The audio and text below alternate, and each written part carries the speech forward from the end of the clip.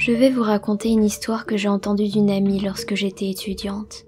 Cette amie était très proche d'une jeune fille que nous appellerons Ikumi. C'est un pseudonyme pour ne pas révéler son vrai prénom. Les deux se connaissent depuis l'école primaire. Ikumi a perdu son père quand elle était en maternelle. Sa mère ne s'est jamais remariée et elle a dû augmenter ses heures et prendre un deuxième travail pour subvenir aux besoins de sa fille. Par son acharnement, elle lui a permis d'aller au lycée puis à l'université. Ça lui a coûté sa santé, son corps montrant peu à peu des signes de surmenage. Pourtant, lorsque sa santé s'améliorait un peu, elle reprenait le travail encore et encore. Mais son corps ne pouvait pas tenir ce rythme indéfiniment et un jour, elle était tellement affaiblie qu'elle ne pouvait se lever. Réalisant qu'il ne lui restait que peu de temps à vivre, elle a tendu un talisman à Ikumi. « Je suis désolée, mais tu vas devoir faire de ton mieux même lorsque tu seras seule.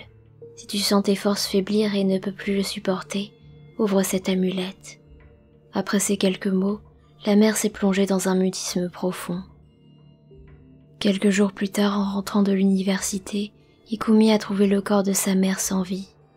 Elle a gardé l'amulette pendant des années, ne l'enlevant que pour se laver. Un jour, alors qu'elle allait à la piscine avec ses amis, ils l'ont questionnée sur ce collier qu'elle portait tous les jours, lui demandant de l'ouvrir. La jeune femme a d'abord refusé, mais face à leur insistance, elle s'est laissée convaincre. Dans le pendentif, il y avait un morceau de papier plié plusieurs fois. Qu'est-ce que ça pouvait bien être? Décontenancée, elle l'a ouvert. Là, en lettres tremblantes, on pouvait lire « Ikumi meurt ». Ses amis étaient tous choqués, et son visage s'est vidé de toute couleur. Cette histoire m'a beaucoup indignée lorsqu'on me l'a racontée, mais après réflexion, j'ai pu comprendre la mère. Les dernières années de son existence avaient été si douloureuses que la mort était perçue comme une libération, la seule chose qui l'arracherait à sa souffrance quotidienne. Après avoir lu ces mots, la jeune femme est restée en état de choc pendant plusieurs jours, puis petit à petit, elle s'en est remise. Quelques semaines plus tard, c'était à nouveau une personne souriante et joyeuse. Elle était bien entourée, et ouvrir l'amulette à un moment où la vie lui souriait lui a permis de s'en remettre rapidement.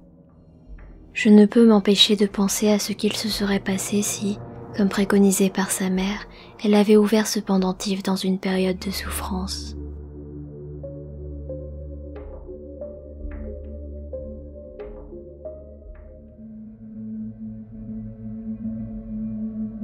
C'est une histoire qui m'a vraiment effrayé quand je l'ai vécue, mais je peux désormais la raconter avec le sourire. À l'époque, Final Fantasy XI venait de sortir sur PlayStation 2. Vous n'avez pas idée d'à quel point j'ai saigné ce jeu. J'y ai joué dès que je rentrais du travail. Je peux vous dire que j'y ai consacré tout mon temps libre, me couchant à des heures déraisonnables et faisant même plusieurs nuits blanches. Je ne sais pas ce qui les a déclenchés, mais plusieurs choses étranges se sont produites à cette époque. Je vais commencer par la première que j'ai remarquée. Un soir, vers le milieu de la nuit, j'ai entendu des bruits qui semblaient venir de mon balcon. C'était une sorte de claquement, comme si quelqu'un marchait avec des talons sur une surface dure. On aurait dit que les pas allaient et venaient, comme si quelqu'un tournait en rond. Il était 2 heures du matin. Mon studio est au 4e étage, le dernier étage de l'immeuble. Il y a 2 autres studios à cet étage en plus du mien, et nous sommes tous côte à côte. Les balcons sont aussi reliés, bien que séparés par une sorte de barrière. Notre immeuble étant le plus haut des environs, il arrive parfois que des corbeaux se réunissent sur le toit pendant la journée. Je me suis dit que les bruits que j'entendais venaient peut-être de là, des corbeaux picorant quelque chose ou sautant sur le toit. J'étais tellement absorbé par le jeu que mes volets étaient fermés à toute heure du jour et de la nuit. Je ne voulais pas que les rayons du soleil m'empêchent de bien voir mon écran. Le bruit ne m'a pas dérangé au début. Je n'ai jamais pensé ouvrir les volets pour jeter un coup d'œil afin de déterminer la source du bruit. Les choses ont continué ainsi pendant 3 ou 4 jours. Évidemment, mes amis me charriaient dans le chat. « Tiens, revoilà les corbeaux !» m'écrivaient-ils. Puis au bout de quelques jours, ils ont commencé à s'inquiéter. Et moi aussi d'ailleurs. Ils m'ont demandé si je ne trouvais pas ça bizarre que des oiseaux se réunissent toujours à une heure précise et fassent autant de bruit. Est-ce que les corbeaux avaient pour habitude de sortir la nuit? Bien sûr, ça me mettait mal à l'aise et à ce stade, j'avais trop peur de regarder ce qui causait ce bruit nocturne. Et puis, ça durait rarement plus de 10 minutes. Alors je me contentais d'ignorer en me concentrant sur le jeu. Puis les choses sont montées d'un cran. Un soir, ce bruit de pas ou d'oiseaux nocturnes s'est intensifié et a duré plus longtemps. Lorsque les bruits de pas se sont arrêtés, j'ai pu entendre un nouveau son, tout proche, comme s'il venait de l'intérieur de ma chambre.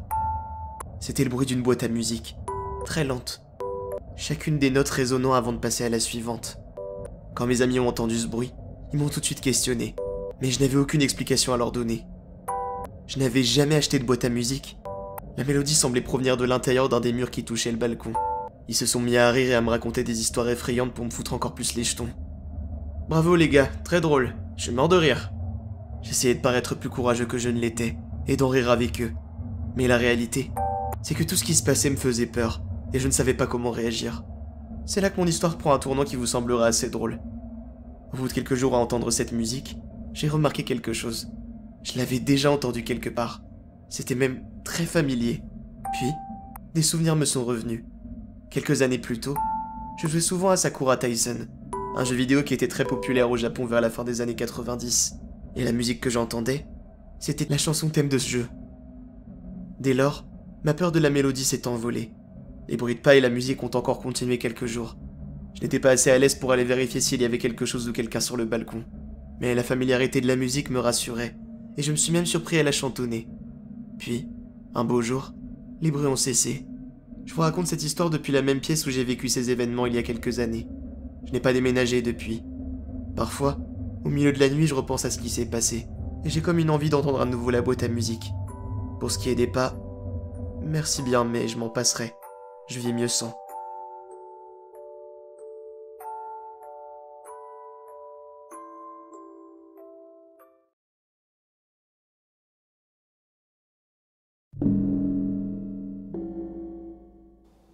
Un jour que je me réunissais autour d'un verre avec quelques amis, nous en sommes venus à nous raconter des histoires de fantômes.